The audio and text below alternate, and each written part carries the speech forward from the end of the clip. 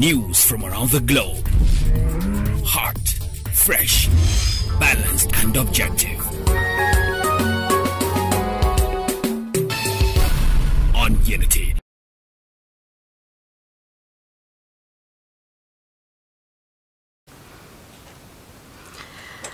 Hello and welcome to News Hour on Unity TV. Today is Tuesday, 16th of May 2022 and it's equivalent to 26th of Shawwal 1444 after Hijrah. The headlines.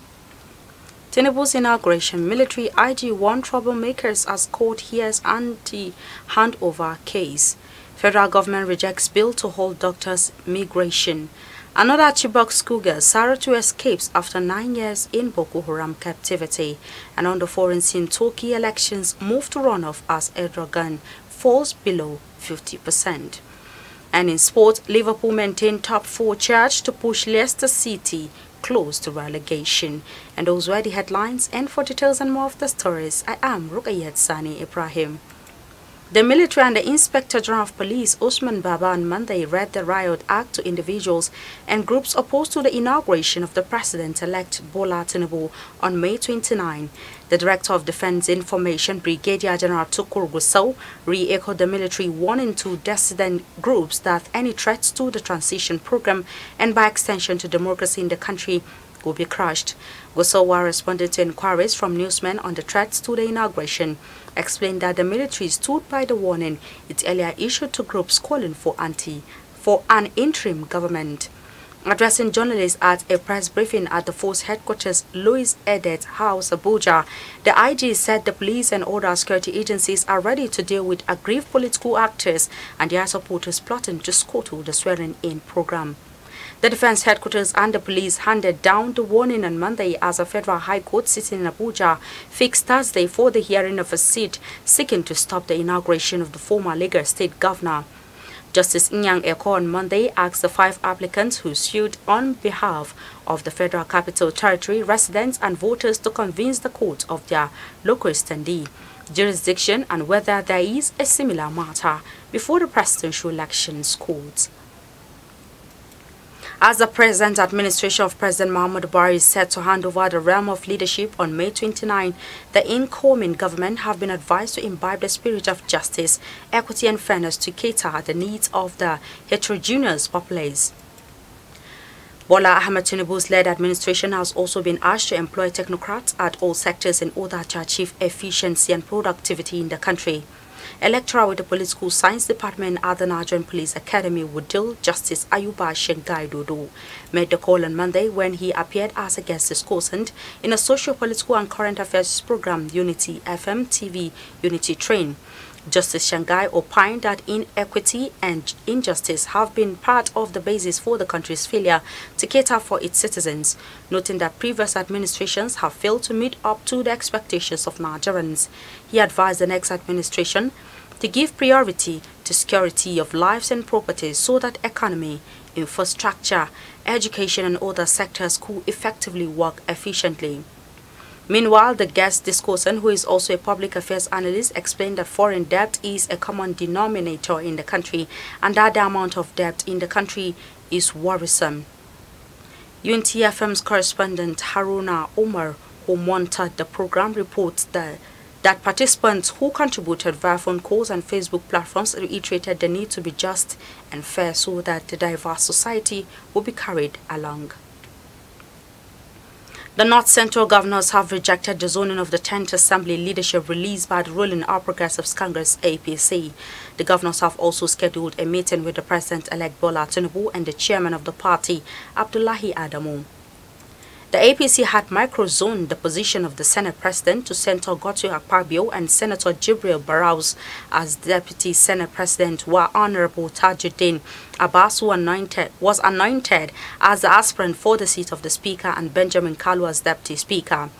The governors, however, made this resolution after they met with aspirants of NAS presiding offices from the zone held on Monday at the Banquet Hall Presence of Villa, Abuja.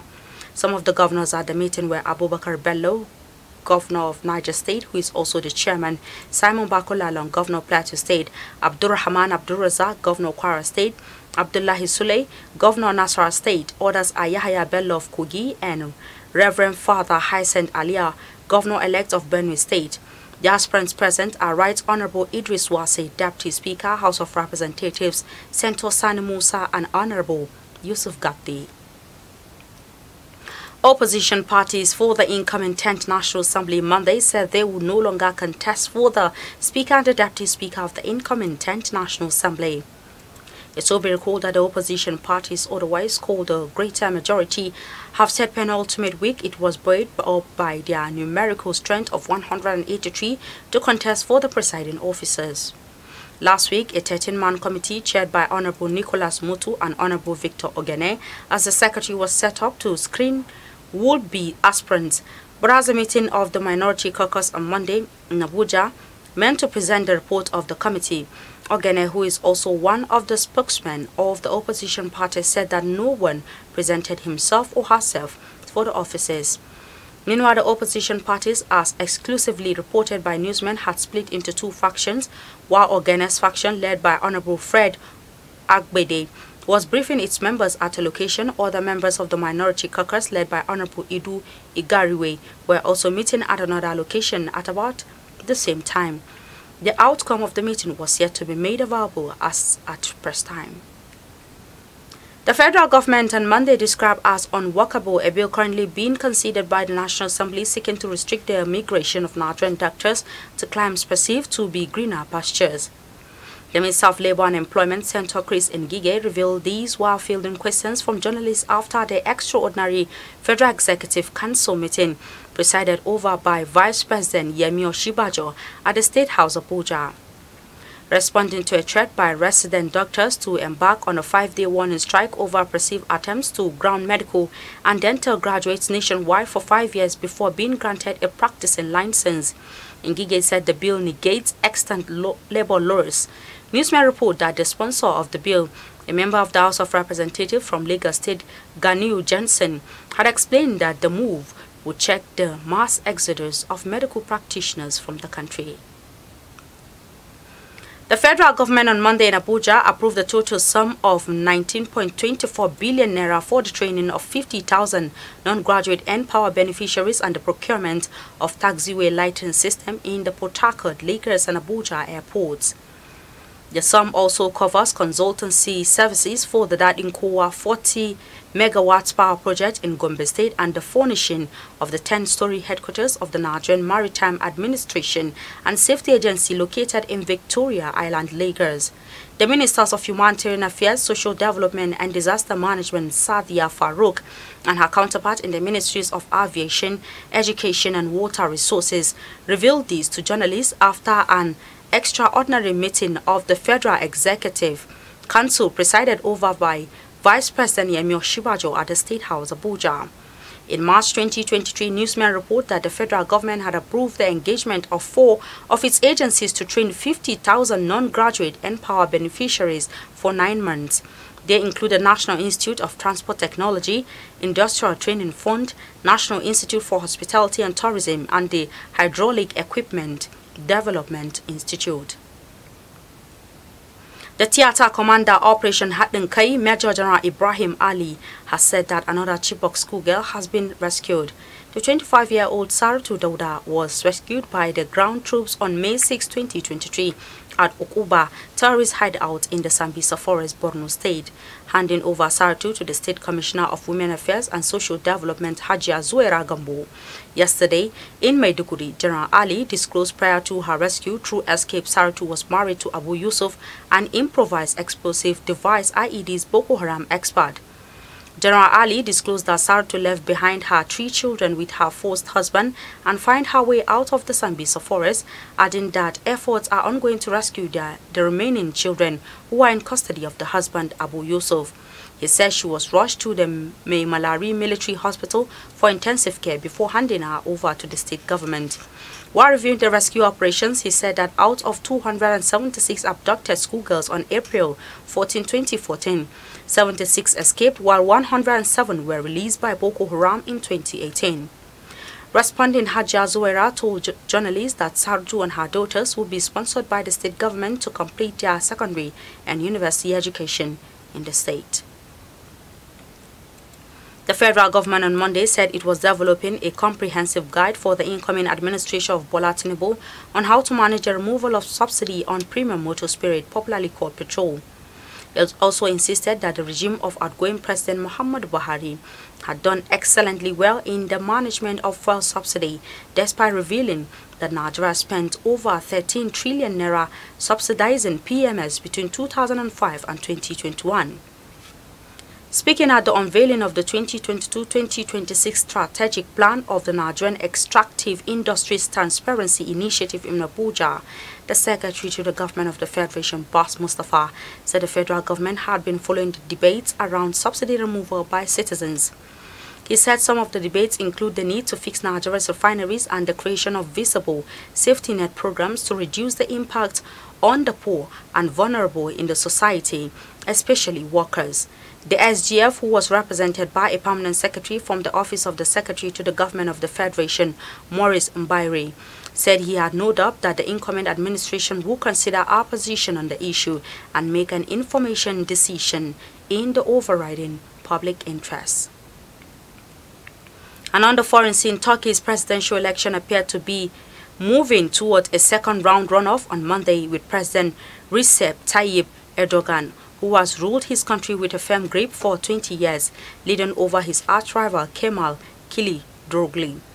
Erdogan has been leading with 49.4% of the votes, with Kılıçdaroğlu gathering 45% of the votes after 99.4% of the domestic votes and 84% of the overseas votes counted so far. As a third candidate, nationalist politician Sinan Ogan received 5.2%, but Erdogan is falling short of the majority votes needed for an outright win to extend his 20-year leadership of the NATO member country. Erdogan, 69, told supporters in the early hours of Monday that he will still win. He said, however, that he will respect the nation's decision if the race went to a runoff on May 29.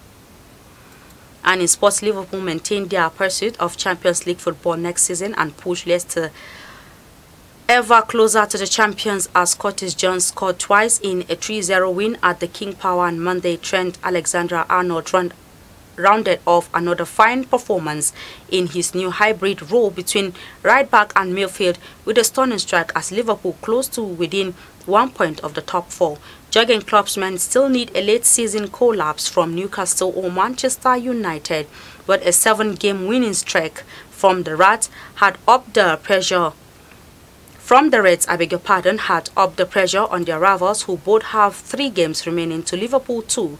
7 years on from shocking the world to win the title, Leicester's Premier League days look numbered as they remain 2 points from safety with 2 games remaining. And with the sport news, we've come to the end of our bulletin for today. You can follow us on our social media handles at Facebook, Instagram and Twitter at Unity Radio FM TV, respectively. You can also watch us live from the satellite decoder Badarsat, which has been watched in about 8 countries of the world free. You can also follow and engage with us on our social media handles at Facebook, Instagram and Twitter. You can also watch us and stream us live on our YouTube channel at Unity FM TV. I am Rukayat Sani Ibrahim. Thanks for watching and enjoy the rest of our programs. To have yourself a lovely day. I was the head boy in my primary school, senior prefect and best graduating student in my secondary school, but drug abuse almost ruined my life. I was on an average of 2 grams of cocaine per day. I was taking 8 ampoules of pentazosine daily. European shisha, cocaine. I became a user, a dealer and a gangster. I saw other users drowning. I knew I didn't want to be like them, but I was already trapped. My family disowned me. My employment was terminated. I sold my car, sold my house. I'll go out well-dressed and return shoeless, shirtless in exchange for drugs. I was seeing things that were not real, and I once stabbed myself because I felt something crawling under my skin. I contacted NDLEA and started therapy. I spent 3 months in therapy. I spent 8 months. It's easy to relapse, but your mind has to be stronger than the cravings. Drugs does not love you. You are not the one using drugs. Drugs are the one using you. Say no to drug abuse.